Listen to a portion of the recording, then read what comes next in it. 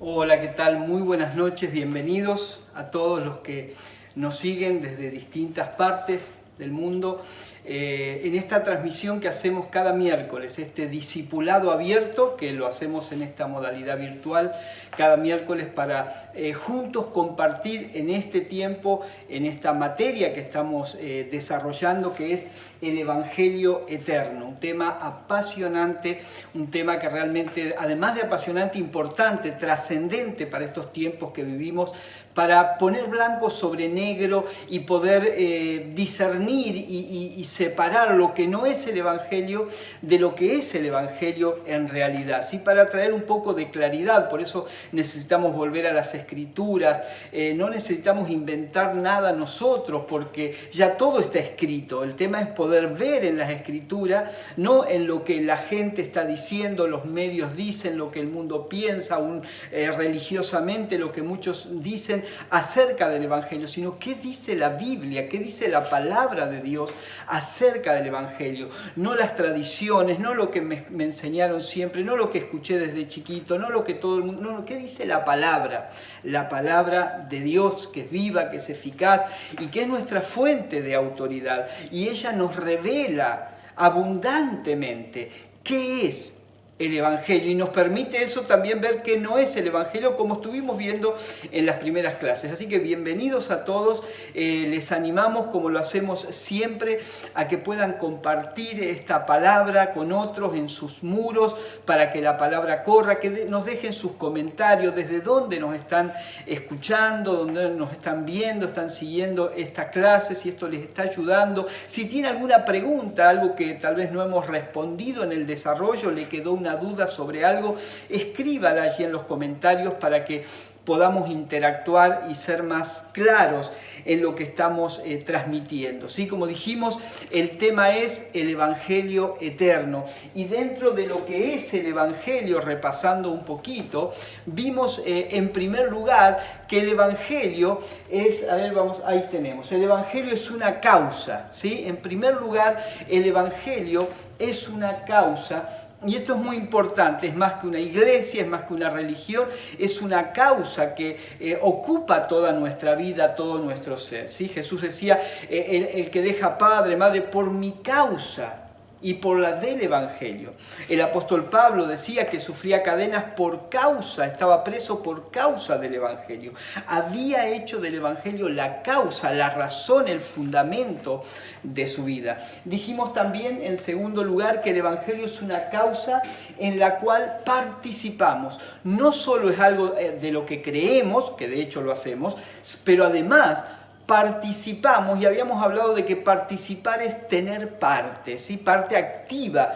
Tenemos parte, participamos del Evangelio. Esto es lo que nos dice Filipenses capítulo 1, versículo 3 al 5. El apóstol Pablo dice, doy gracias a mi Dios cada vez que me acuerdo de ustedes. En todas mis oraciones por todos ustedes siempre oro con alegría porque han participado en el Evangelio desde el primer día hasta ahora. Así que el Evangelio es algo de lo cual participamos, y participamos de varias maneras, y acá nos hemos detenido un poco porque es muy amplio el tema. Dijimos que participamos del Evangelio primero a partir o a través de la participación del llamamiento celestial. Dios nos llamó y porque somos parte de ese llamamiento es que podemos participar del Evangelio. En segundo lugar, dijimos que participamos del Evangelio también participando de la herencia de los santos. Esto lo vimos el miércoles pasado y muy rápido, pero ¿se acuerdan? Vimos 10 aspectos en el que participamos. Allí en la carta de Pablo a los Colosenses vimos 10 aspectos por medio de los cuales, o que tienen que ver con la herencia, ¿sí? Que abarca esta herencia de la cual participamos. Esta herencia abarca conocimiento, dijimos, entendimiento, transformación, productividad, perseverancia, gratitud, libertad, gobernabilidad, redención y perdón. Todo esto abarca la herencia que tenemos como hijos de Dios, como participantes del Evangelio, también participamos de esta herencia. Y en tercer lugar, participamos de la naturaleza divina. Este es el tema de hoy, ¿sí?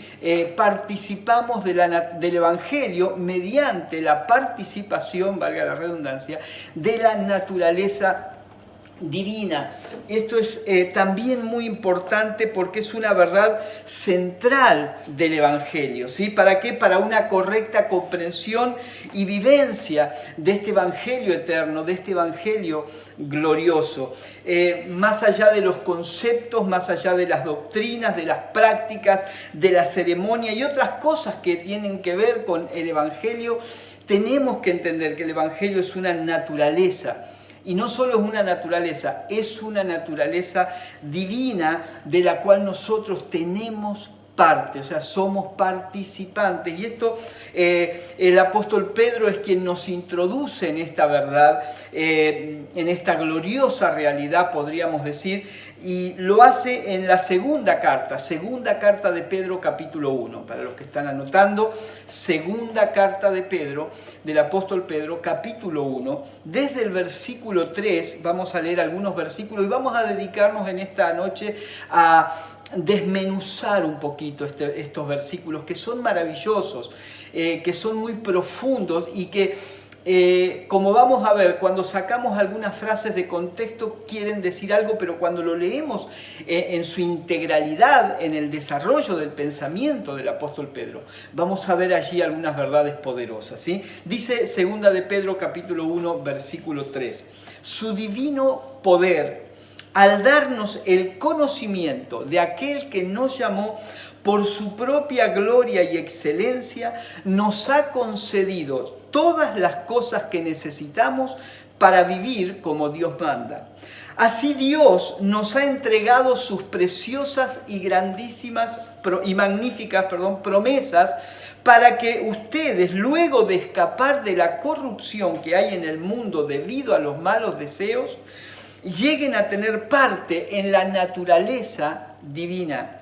Precisamente por eso, esfuércense por añadir a su fe virtud, a su virtud entendimiento, al entendimiento dominio propio, al dominio propio constancia, a la constancia devoción a Dios, a la devoción a Dios afecto fraternal y al afecto fraternal amor.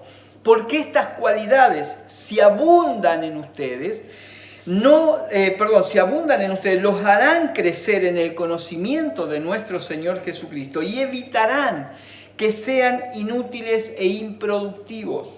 En cambio, el que no las tiene es tan corto de vista que ya ni ve y se olvida de que ha sido limpiado de sus antiguos pecados. Por lo tanto, hermanos, esfuércense más todavía por asegurarse del llamado de Dios, que fue quien los eligió. Si hacen estas cosas, no caerán jamás y se les abrirán de par en par las puertas del reino eterno de nuestro Señor y Salvador Jesucristo. Aquí hay muchísimo, así que vamos a tratar en el tiempo que tenemos de desarrollar lo más que podamos, lo más ampliamente posible este pasaje. Comienza el versículo 3 otra vez. Su divino poder, al darnos el conocimiento de aquel que nos llamó por su propia gloria y excelencia, nos ha concedido todas las cosas que necesitamos para vivir como Dios manda. Ahora, este versículo lo tenemos que ver en varias partes para entender realmente de qué está hablando. Comienza la primera frase, las primeras 3 palabras son claves. Su divino poder, ¿sí? Todo nace aquí. Este es el punto de partida, ¿sí? Su divino poder. Nunca podríamos hablar de una naturaleza, de una nueva naturaleza operando dentro de nosotros, si no fuera por el poder de Dios. O sea, no hay poder humano que pueda transformar la naturaleza de alguien. Para poner un marco de todo lo que vamos a hablar en esta noche, el poder humano puede transformar por fuera, puede maquillar, puede hacer cambios momentáneos, temporales. Lo hemos dicho en otras oportunidades, la gente cambia por un montón de razones. La gente cambia su comportamiento por muchas razones externas. Gente que por cuestiones de salud ha dejado de fumar, gente que por cuestiones de salud ha dejado de beber, gente que por cuestiones familiares o que se está arruinando la vida dejó, no sé, algún hábito o algo malo, algo que hacía daño, y porque entendió, le cayó la ficha. Gente que por cuestiones religiosas también cambia actitudes, pero eso no es el Evangelio, no define al Evangelio. El Evangelio es un cambio de naturaleza, por eso hablamos de que participamos de la naturaleza divina, y esa naturaleza divina, ¿sí?, nace de un poder que no es de este mundo. Por eso Pedro empieza esta parte con su divino poder, ¿sí? No es algo que el hombre pueda generar, no es algo que se obtiene mediante prácticas piadosas. Si haces esto, si venís a todas las reuniones, si orás 2 horas por día, si lees 3 capítulos de la Biblia, vas a ver qué bien que vas a andar. No, esas son cosas que son buenas, pero que no son la clave, no son hábitos que yo tengo que incorporar, ¿sí?, o prácticas piadosas para lograr ser lo que Dios quiere que yo sea. No. Hay una primera obra. Hay una parte que nos corresponde, sí, que después vamos a ver, pero hay una primera obra que no nace en nosotros, sino que tiene su raíz, su fundamento en su divino poder, un poder que no es de este mundo, que es el poder del Espíritu Santo, el único que puede regenerar o producir el nuevo nacimiento, una nueva naturaleza para que podamos participar plenamente del Evangelio. Luego dice este mismo versículo 3, al darnos el conocimiento de aquel que nos llamó por su propia gloria y excelencia. Fíjense que la base que está poniendo Pedro es bien alta, ¿sí? Está hablando del poder de Dios, está hablando del conocimiento de Dios, está hablando del llamado de Dios, está hablando de la gloria de Dios, está hablando de la excelencia de Dios. No empieza en nosotros. Ustedes ahora tienen que hacer esto. No. Está poniendo un fundamento, está poniendo una base, ¿sí? Este poder sobrenatural, su divino poder, es el que nos ha introducido al conocimiento. Dice, su divino poder al darnos el conocimiento. O sea, ¿de dónde nace el conocimiento que el hombre, el ser humano puede tener acerca de Dios? De su divino poder.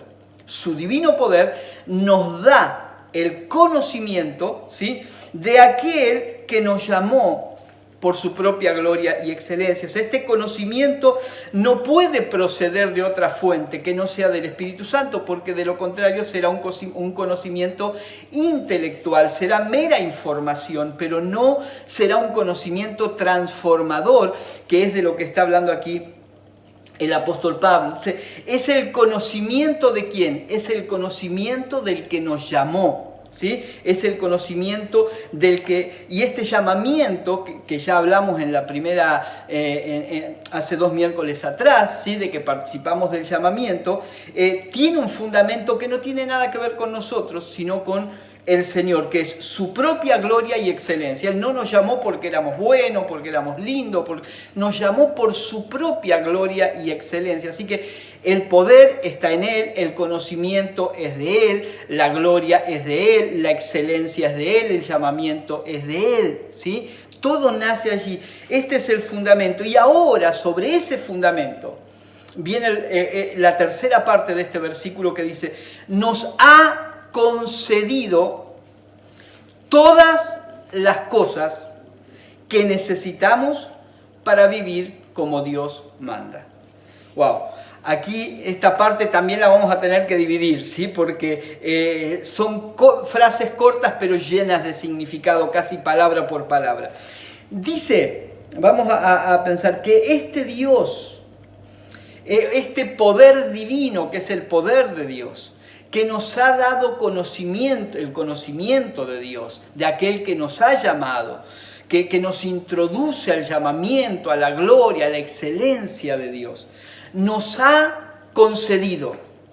No dice que nos concederá, no dice que si nos portamos bien algún día alcanzaremos, no dice que lograremos, no dice que si hacemos esto o aquello pudiera ser que lleguemos a... No. Aquí es bien enfático el apóstol Pedro en estas palabras. Nos ha concedido. Es un hecho consumado, tiempo pasado, perfecto allí, consumado absolutamente. Dios ya nos concedió, nos ha concedido. ¿Qué nos ha concedido? Todas las cosas. Y eso es grosso, ¿no? Diríamos. Todas, no dice algunas cosas, sino ¿cuántas cosas? Todas las cosas. Esta frase es importante porque tanto en su significado como en sus implicancias, Dios por medio de su poder ya nos ha dado todas las cosas. Ahora, esto nos lleva a plantear una premisa. Aquel a quien se le ha concedido todo no necesita nada. Lo hablábamos el domingo acerca de la bendición, pero esto es más abarcativo todavía, aunque todo esto tiene que ver también con bendiciones. Pero dice que Dios nos ha concedido todas las cosas. Si nos ha concedido todas las cosas, ¿cuánta falta que nos conceda? Ninguna. En el sentido, y ahora vamos a llegar, de lo que Él está hablando, ¿sí? Específicamente. Esto concuerda con las palabras del apóstol Pablo allí en 1 Corintios, capítulo 2, versículo 12. Nosotros no hemos recibido el espíritu del mundo, sino el espíritu que proceda de Dios, para que entendamos lo que por su gracia Él nos ha concedido. ¿Para qué tenemos al Espíritu Santo? ¿Para qué nos fue dado? Dice que no hemos recibido el espíritu del mundo. Recibimos el espíritu que procede de Dios, o sea, el Espíritu Santo. ¿Para qué recibimos el Espíritu Santo? Para darnos entendimiento. Jesús lo dijo, cuando Él venga les recordará todas las cosas, les enseñará todas las cosas, los guiará a toda verdad. El Espíritu Santo nos fue dado para darnos entendimiento, para que entendamos lo que por su gracia Él nos ha concedido, ¿sí? Entonces, no es para que entendamos lo que nos falta, sino para que entendamos lo que tenemos. Demasiada gente creyente vive insatisfecha o vive en derrota porque no sabe lo que tiene. Y vive pidiendo cosas absurdas que ya nos fueron dadas por Dios. El tema es que no lo entendemos, no lo hemos visto, no lo sabemos. Pero agrega algo más. Nos ha concedido todas las cosas. 3. ¿Qué necesitamos? Ese todas las cosas, si uno lo saca de contexto y dice, bueno, todo quiere decir todo. Pero este todo está limitado. Parece un concepto absoluto y lo es, pero dentro de un parámetro, dentro de un límite que se le pone por la misma frase, por la misma expresión del apóstol, porque no son todas las cosas, no dice nos ha concedido todas las cosas que nosotros queremos. No dice nos ha concedido todas las cosas que pasen por nuestro corazón. No dice eso. Dice que Él nos ha concedido todas las cosas que necesitamos. ¿Sí? ¿Y para qué las necesitamos? Para el cumplimiento de nuestra asignación. Y ahora lo va a explicar, ¿sí? Pero antes de eso, de esa explicación, quiero poner esto de una forma práctica. Porque alguien dirá, no, pero ahí dice todas las cosas, no me venga con vuelta, apóstol, acá dice todas las cosas y todas las cosas son todas las cosas. Sí, no, porque depende de la frase, depende del contexto. Si yo le digo a usted, por favor, o le digo a alguien, mira, yo necesito que me hagas este trabajo, un trabajo X, y aquí tenés todo lo que necesitas, ¿sí? Para este trabajo. Todas las cosas que necesitas para este trabajo están acá. Entonces, ¿qué significa ese todas las cosas? No significa cosas fuera de eso, sino todas las cosas, dice Pedro, que necesitamos, y acá viene lo que completa la frase, para vivir como Dios manda. Entonces, todas las cosas tiene que ver con una necesidad, y la necesidad es la vivencia o el cumplimiento de la asignación de Dios, que es vivir como Dios manda o como a Dios le agrada. Otra versión dice para la vida y la piedad, para el cumplimiento del propósito de Dios básicamente. ¿Sí? Entonces, todas las cosas, no es, ahí dice el Señor me ha concedido todas las cosas, así que todo lo que yo le pida, no es, primero no está hablando de algo que hay que pedir. En ningún lado dice que esto hay que pedirlo, dice que esto ya se nos ha concedido. ¿Sí? Que nos ha concedido todas las cosas que necesitamos para vivir como Dios manda. Así que para vivir como Dios manda, no necesito nada, porque todo lo que necesitaba ya me fue dado. ¿Está bien? Entonces, hay un poder, vamos a recapitular un poquito, ¿sí? Porque son muchas cosas muy concentradas en poquitos versículos. Hay un poder, ese poder es divino, porque tiene una procedencia, y esa procedencia es divina, su divino poder, ¿sí? Hay una provisión, ese poder nos ha concedido que todas las cosas que necesitamos, ¿para qué? Para una finalidad. La provisión es todo lo que necesitamos, la finalidad para vivir como Dios quiere que vivamos. ¿Y cómo quiere Dios que vivamos? Esa vida, que lo encontramos en otras partes de la Escritura, es la correcta y fiel expresión de Cristo. ¿Qué es vivir como Dios manda? Que expresemos al Hijo. Y para expresar al Hijo ya tenemos todo lo que necesitamos, porque todo eso nos ha sido concedido por su divino poder. ¿Sí? Seguimos porque se nos va el tiempo y recién empezamos en el primer versículo. Miren, versículo 4. Y si no, seguiremos el miércoles que viene, no hay problema. Así Dios, fíjense que las palabras con las que empieza cada versículo nos van demostrando si cambia de tema o sigue, o hay una relación, ¿sí? Así, de esta manera, Dios nos ha entregado sus preciosas y magníficas promesas para que ustedes, luego de escapar de la corrupción que hay en el mundo debido a los malos deseos, lleguen a tener parte en la naturaleza divina, a participar en la naturaleza divina. Así que otra vez, vamos a dividir por partes este versículo, ¿sí? Así Dios nos ha entregado sus preciosas y magníficas promesas. Entre aquellas cosas, cuando dice que ya nos ha concedido todas las cosas que necesitamos, dentro de ese paquete, podríamos decir, están estas promesas a las que Pedro describe aquí como preciosas y magníficas. Claro, a todos nos gusta que nos hablen de promesas. Las promesas de Dios, qué tremendo, ¿sí? Reclame las promesas de Dios, ¿no? Y en la Biblia hay tantas promesas de Dios y tenemos que caminar en las promesas de Dios y vivir en las promesas de Dios. Ahora, ¿entendemos qué son las promesas de Dios y para qué son las promesas de Dios?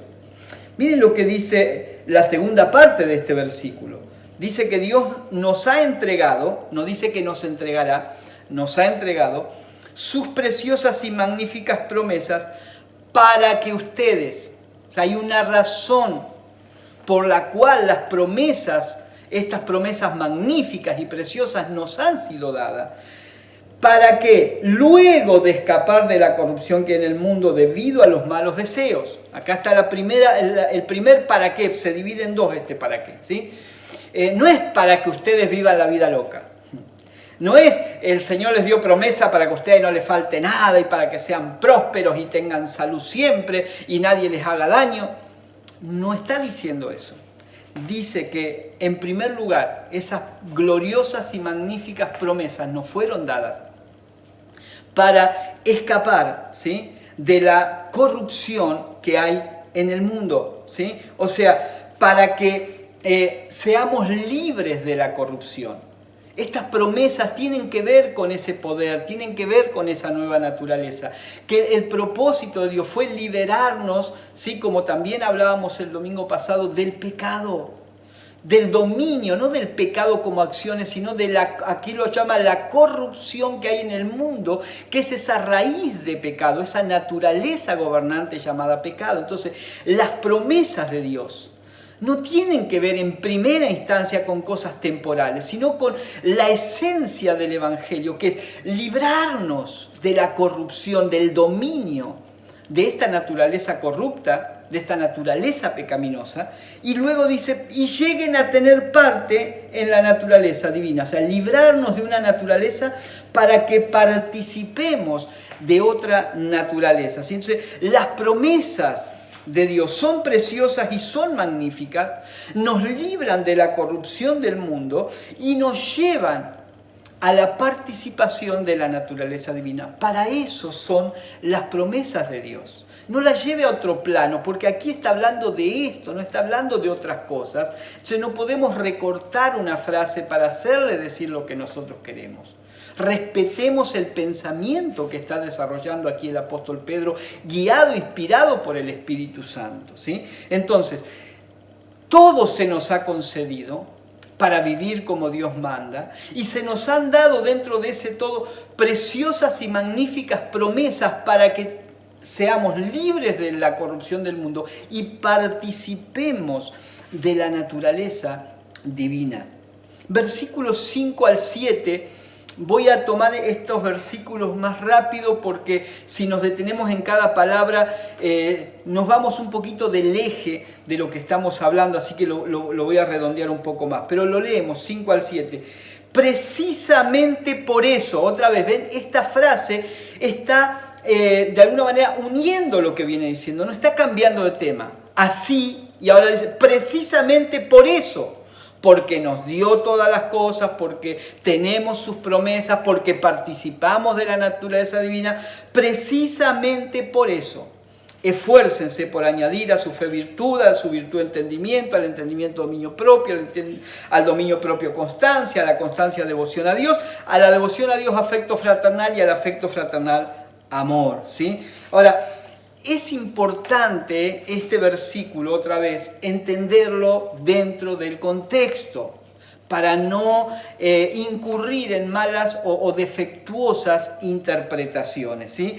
Pedro está diciendo que la posibilidad, la única posibilidad, que en nuestra vida se manifiesten estas cosas, fe, virtud, entendimiento, dominio propio, constancia, devoción, afecto fraternal, amor.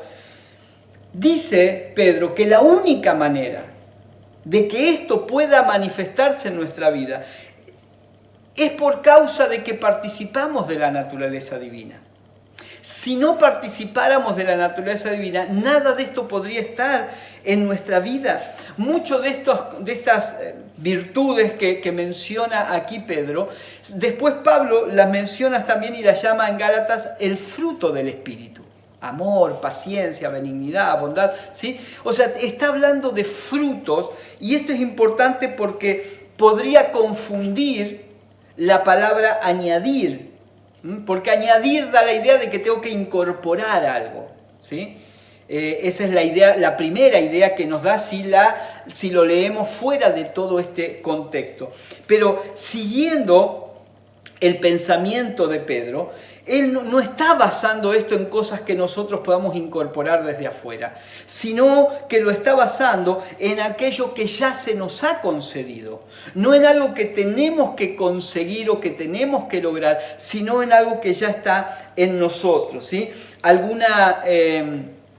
una versión o algunas versiones traducen la palabra aquí en vez de añadir como mostrar. ¿Sí? Y me gusta más porque de alguna manera es más exacta mostrar que añadir, porque no se trata de algo que logramos nosotros, no son características que obtenemos nosotros mediante esfuerzos piadosos, mediante fuerza de voluntad, ejercicios espirituales. No son cosas que tenemos que incorporar a nuestra vida, sino son cosas que se tienen que manifestar de nuestra vida. Ya están en nosotros, otra vez, todas las cosas, ¿sí? Y en ese todas las cosas, ¿qué está? Está la fe, está la virtud, el entendimiento, el dominio propio, la constancia, la devoción, el amor, el afecto fraternal. todas las cosas que pertenecen a la vida y a la piedad, o todas las cosas que necesitamos para vivir como Dios manda, ya nos han sido dadas, ahora hay que mostrarlas. Ese es el añadir del que está hablando Pedro, ¿sí? Mostrar o manifestar, expresar a estas virtudes a través de nuestra vida. De eso se trata la participación nuestra en la naturaleza divina.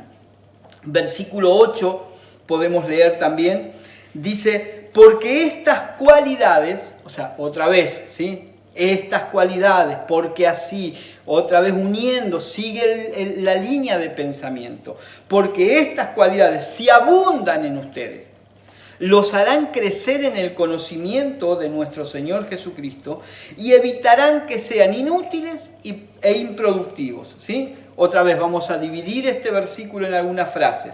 Porque estas cualidades si abundan en ustedes, ¿sí? Ahora, otra vez, vamos desde el origen porque si no, no entendemos, ¿sí? La base de esto es su divino poder, sus preciosas y magníficas promesas, ¿sí? El conocimiento de aquel que nos llamó, la posibilidad de escapar de la corrupción de este mundo y la participación en la naturaleza divina. Todos aspectos que ya vimos, hechos consumados, que ya están en nosotros, ¿sí? Ahora, todo esto nos habla de abundancia y no de escasez. Lo que Dios nos ha concedido es abundante, no es escaso. Y porque es abundante, ¿qué se espera de nosotros? Abundante fruto. Abundante fruto. Por eso comienza diciendo, porque estas cualidades si abundan en ustedes. O sea, estas cualidades tienen que abundar porque son la expresión de lo que ya tenemos, de la vida que hemos recibido, del poder que hemos recibido, de esta naturaleza gloriosa, divina, de la cual tenemos parte. Mire, yo me pongo a pensar muchas veces, digo, por más que lo explique y que lo desarrollemos como lo estamos haciendo ahora y tal vez más profundamente, el solo hecho de pensar en que usted y yo, con todas nuestras limitaciones, participamos de la naturaleza divina. Tenemos parte. O sea, hay algo de la divinidad en nosotros, en este cuerpo mortal. Hay algo de la divinidad. Es un concepto tan glorioso que escapa a nuestra comprensión. Ahora, esto es para que abundemos en fruto. Es una vida tan abundante que no puede quedar oculta. Se tiene que manifestar. ¿Y cómo se manifiesta? A través de fruto, de virtudes, como las menciona también aquí el apóstol Pedro. Entonces dice que si estas cosas abundan en nosotros, dice, los harán crecer en el conocimiento de nuestro Señor Jesucristo. Fíjese que aquí hay una retroalimentación, ¿sí? Ya nos habló antes del conocimiento de Dios y que por medio de ese conocimiento llegamos a tener parte en la naturaleza divina. Entonces, el crecimiento, ¿sí? El crecimiento trae fruto, o sea, el conocimiento de Dios nos hace crecer y ese crecimiento trae fruto y el fruto o la abundancia de fruto, para ser más exactos, nos lleva a mayor conocimiento. Mientras más expresamos la vida del Hijo de Dios, más lo conocemos. No solo lo damos a conocer, sino que nosotros entramos en nuevos niveles de conocimiento y de entendimiento a partir de la expresión y la manifestación del fruto del Espíritu o de las virtudes o de esas todas las cosas que ya nos han sido concedidas para poder vivir de acuerdo a lo que Dios ha establecido. Y lo último que dice este versículo, dice, y evitarán, ¿sí? No solamente los harán crecer estas cosas y abundan, sino que evitarán que sean inútiles e improductivos. Si lo pasamos al lado positivo, el resultado de este crecimiento, ¿sí? Que otra vez, que tiene su origen en un poder divino y que se sustenta en una naturaleza divina y en todo lo que ya se nos ha dado y se nos ha concedido, cuando estas cosas abundan en nosotros, nos llevan, el resultado de esto es una vida útil y productiva, ¿sí? Porque el fruto tiene que ver con producción y con utilidades, ¿sí? O sea, nadie quiere una plantación de árboles que no produzca nada. La producción en una plantación de árboles, por ejemplo, es la utilidad y la productividad de esa plantación. Cuando Dios nos da todo lo que necesitamos mediante su divino poder, todo lo que necesitamos nos ha sido concedido, nos dio preciosas promesas, magníficas promesas, todo nos fue concedido. ¿Para qué? Nos libró de la corrupción del mundo, nos hizo participantes de la naturaleza divina. ¿Para qué? Para que abundemos en fruto, para que vivamos una vida útil y productiva. Pero muchos quieren de alguna manera vivir una vida productiva. El problema es el fundamento. Porque si yo trato de vivir una vida productiva para Dios desde mis fuerzas, desde preceptos externos, mandamientos externos, imposiciones, entonces voy a fracasar. Por eso mucha gente fracasa. Hay mucha gente en las iglesias frustrada porque aún desde el liderazgo muchas veces se los presiona y todo es presión externa. Y vos tenés que hacer esto, y vos me tenés que traer tanto, y vos me tenés que lograr esto, y vos tenés que dejar de hacer esto, y vos tenés que empezar a vivir de esta manera. Y se presiona y se empuja a la gente. Hermanos, eso no es el Evangelio. Y eso no responde a una naturaleza, eso responde a conceptos religiosos. Aunque sean buenos, pero todo lo que sea imposición externa termina siendo religiosidad que frustra. Porque en algún momento o la persona se transforma en hipócrita, donde muestra algo que en realidad no existe, o se siente frustrada porque nunca puede alcanzar el estándar que le están presentando.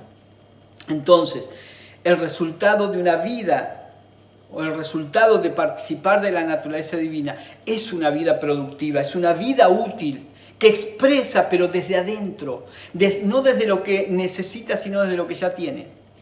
Para poder vivir lo que necesitaba, ya lo tiene. Dios proveyó todo para que usted y yo vivamos y expresemos la vida del Hijo de Dios. Versículo 9, avanzamos un poquito más. En cambio, el que no las tiene, a estas cualidades, es tan corto de vista que ya ni ve. Y se olvida de que ha sido limpiado de sus antiguos pecados. Una vez más, separamos en algunas pequeñas frases este versículo para una mejor comprensión, ¿sí? Comienza con dos palabras que otra vez siguen uniendo, sigue el hilo del pensamiento. En cambio, ¿sí? Hay otra realidad entre los hijos de Dios. Dentro de lo que son los hijos de Dios, ¿sí? Están los que han entendido por el Espíritu Santo. Los que se dan cuenta de lo que ya tienen, los que no andan buscando migajas, los que no andan por allí, pastor, óreme, ay, que Dios me bendiga, ay, que Dios me ayude con esto, los que reconocen lo que ya Dios le ha dado, los que entienden lo que Dios le ha dado. Y no es que no necesitemos de nadie, entiéndame por favor. Claro que hay momentos que necesitamos un consejo, una palabra, oración, ayuda. Seguimos siendo seres humanos, pero necesitamos también madurar, salir de la infancia y de la dependencia absoluta y permanente. Necesitamos entender lo que ya se nos ha concedido, lo que ya tenemos. Pero quien no entiende lo que tiene, ¿sí? No vive de esa manera, entonces no puede expresar el fruto, anda otra vez esforzándose, ay, yo no quiero hacer esto, pero lo hago, yo quiero vivir de otra manera, pero no puedo, y siempre llorando, con sentimiento de fracaso, con sentimiento de frustración. Entonces Pedro dice, el que tiene estas cosas es una persona útil, productiva, pero en cambio, dice, hay otra realidad, hay otra clase de creyentes, el que no las tiene. El que no manifiesta, el que un día creyó, sí, creyó, recibió a Jesús en el corazón, pasó al frente, levantó la mano, le hicieron la oración, lo bautizaron en agua, asiste a las reuniones, pero nunca termina de manifestar ni la fe, ni la virtud, ni la templanza, ni la paciencia, ni el amor fraternal, nada. No hay fruto. ¿sí? El que no las tiene es otra realidad que Pedro se encarga de aclarar aquí. Gente que no produce nada para el reino, que no manifiesta la vida del Hijo. Y entonces lo describe, dice, en cambio, el que no tiene estas cosas, el que tiene estas cosas es productivo y es útil al reino, pero el que no las tiene es tan corto de vista que ya ni ve. ¡Wow! ¡Qué descripción tremenda! ¿Sí? ¿Cómo pasamos de alguien que tiene todo, de una vida en plenitud, podríamos decir, a alguien que ya ni ve? ¿Sabe que la improductividad produce ceguera espiritual? El no expresar nos va opacando poco a poco, apagando la mirada, la visión. Es interesante porque cuando Juan escribe a las iglesias allí en Apocalipsis, a las iglesias de Asia Menor, el último mensaje es a la iglesia de la Odisea. Y en el capítulo 3, versículo 17, Dios le dice, después de decirle que no era ni frío ni caliente, dices, le dice Dios, soy rico.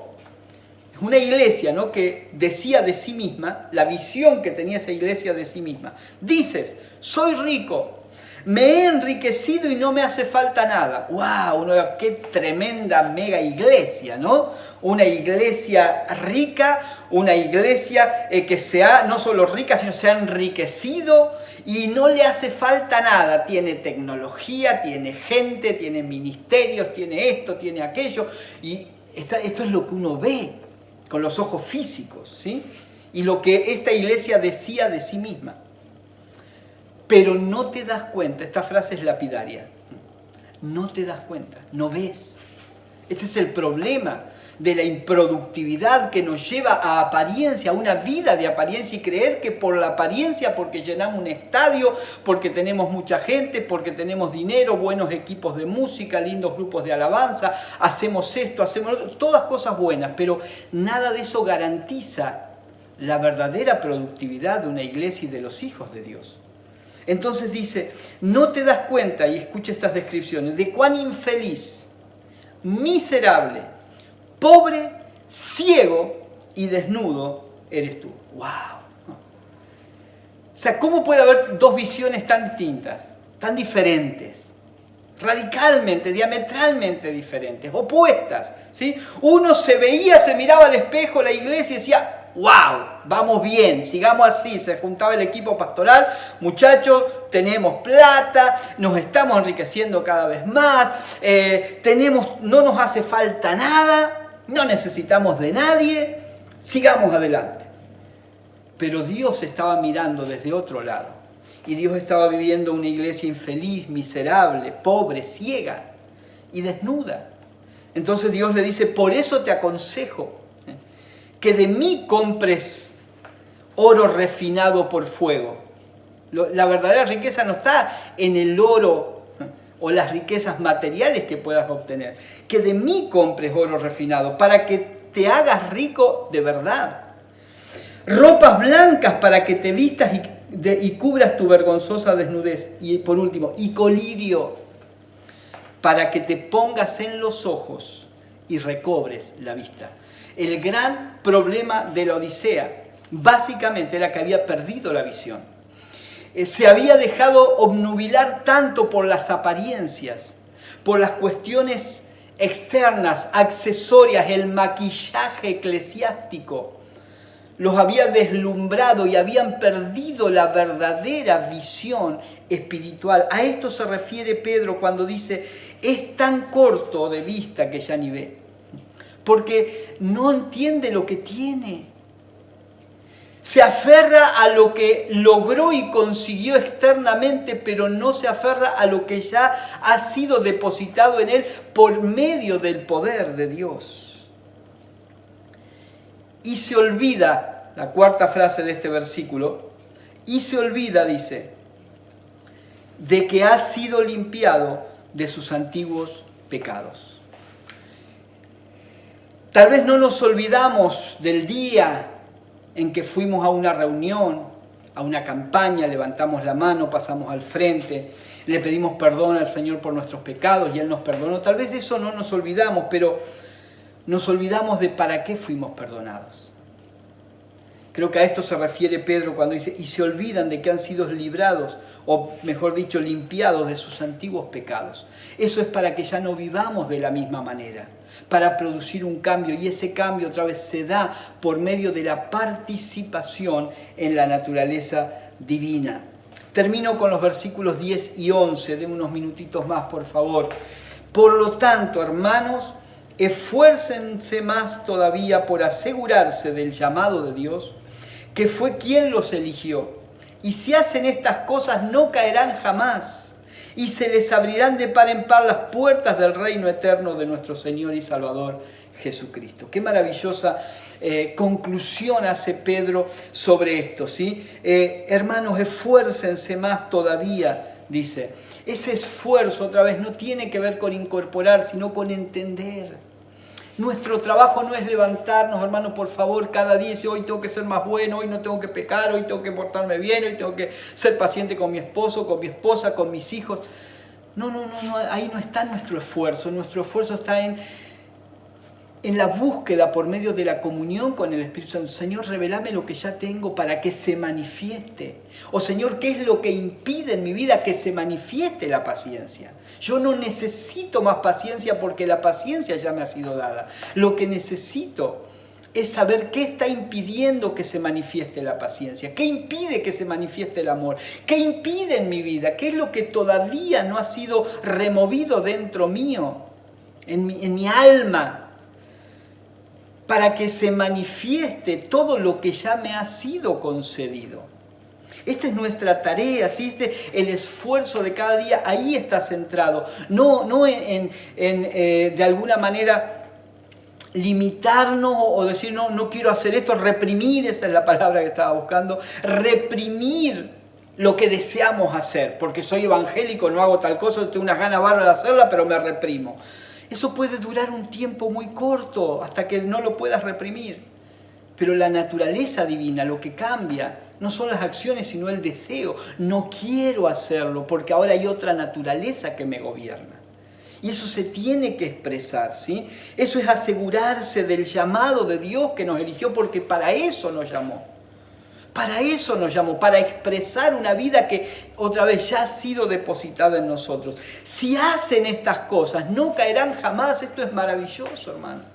Y yo me pregunto, teniendo una promesa como esta, ¿por qué tantos creyentes que, si usted mira las estadísticas, se alejan de las congregaciones? No solamente de su congregación para ir a otra, sino peor, dejan al Señor. Gente que por 5 años, 2 años, 5 años, 10 años ha sido creyente, algunos han sido pastores, líderes, obreros, y un día no se congregan más y no quieren saber más nada con el Evangelio. ¿Qué pasó? ¿Qué pasó con esas personas? Pedro está diciendo, si ustedes entienden el poder de donde nace todo, el divino poder de donde nace todo, el llamamiento que tienen, la herencia que tienen, que son parte de la naturaleza divina y expresan esa naturaleza, no hay manera de que caigan, no hay manera de que te alejes de Dios si realmente estás creciendo en Él y estás manifestando la vida del Hijo de Dios. Es una promesa poderosa, no caerán jamás. ¿Quiénes? Los que son productivos, útiles, por causa de lo que tienen, no los que tienen fuerza de voluntad. No, todo el mundo se puede ir, pero Pedro, ¿no? Señor, todos te van a negar, pero yo voy a estar ahí. No, y fracasó. ¿Por qué fracasó? Porque fue en sus fuerzas, fue su ímpetu, fue su deseo humano. No alcanza. Es algo que nace de una naturaleza y se les abrirán de par en par las puertas del reino eterno de nuestro Señor y Salvador Jesucristo. Ese reino es el que manifestamos, ese reino es al que hemos entrado, es un gobierno. Ese reino no es algo abstracto, es el gobierno de Cristo sobre nuestra vida. Ese es el reino al que hemos entrado, al que se nos ha abierto las puertas de par en par para que ingresemos en ese reino donde hay un rey que gobierna y hay hijos que obedecemos.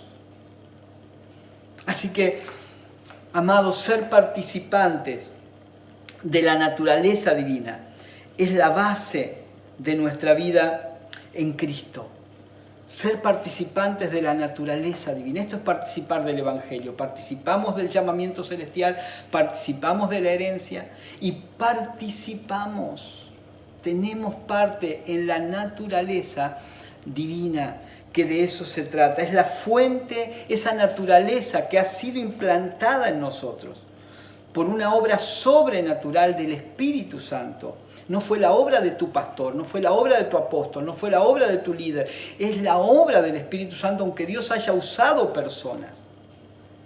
Pero ninguna persona pudo producir dentro tuyo, ninguna iglesia pudo producir dentro tuyo una nueva naturaleza. Esto es una acción divina realizada por el Espíritu Santo.